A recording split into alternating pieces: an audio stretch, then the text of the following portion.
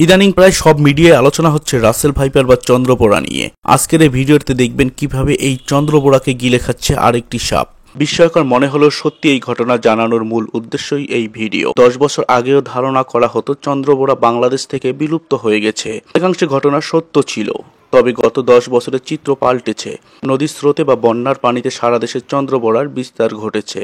তবে ধারণা করা হয় গঙ্গার স্রোতে পদ্মা হয়ে সারা দেশে বিস্তৃত হয়েছে এই রাসেল ভাইপার। তবে এই সাপ নিয়ে আমরা যে বিধ্বস্তি মনোভাব রাখি তা মোটেও ঠিক নয়। চন্দ্রবোরা স্বভাবতই কিছুটা তেজি, এটি মেটে কালারের হওয়ায় মাটির সাথে সহজে মিশে যায়। মানুষ খেয়াল করে না, কাছে চলে যায়, ফলে সাপটি বিপদে আক্রমণ করে। যে কোনো প্রাণীর স্বভাবগত বৈশিষ্ট্য এটি, কিন্তু কথায় আছে না, বাপেরও বাপ থাকে, আমাদেরও এটা ভুলে গেলে চলবে না। রাসেল ভাইপার অবিনশ্বর নয় এবং রাসেল ভাইপারকে খেয়ে ফেলে বাংলাদেশে মূলত এমন সাপ আছে।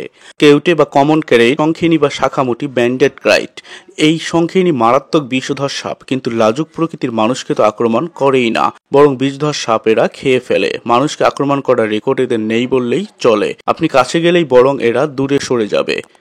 গায়ে হলুদ কালারের ব্যান্ড থাকায় সহজে মানুষের চোখে পড়ে, অতঃপর মানুষ এদের ভবলীলা সাঙ্গ করে দেয়। সবাই সতর্ক হলেই হয়তো এই বেচারা বেঁচে যাবে। অন্তত এই শঙ্খিনী নিরীহ সাপটিকে যেন ভুলেও শেষ করে ফেলা না হয়। এছাড়া মেছোবাঘ, বনবিড়াল, শিয়াল, ঘড়িয়াল ইত্যাদি দেখলেই আমাদের হাত পা নিষ্পিস করে। আমরা প্রতিনিয়ত নিজেদের ক্ষতি নিজেরাই করছি, প্রকৃতির ব্যালেন্স নষ্ট করছি, বন্য প্রাণীর আবাসস্থল নষ্ট করছি, দোষ দিচ্ছি অন্য আরেক প্রাণীর। উপরের সমস্ত তথ্য ও ভিডিও WSRTBD থেকে সংগৃহীত।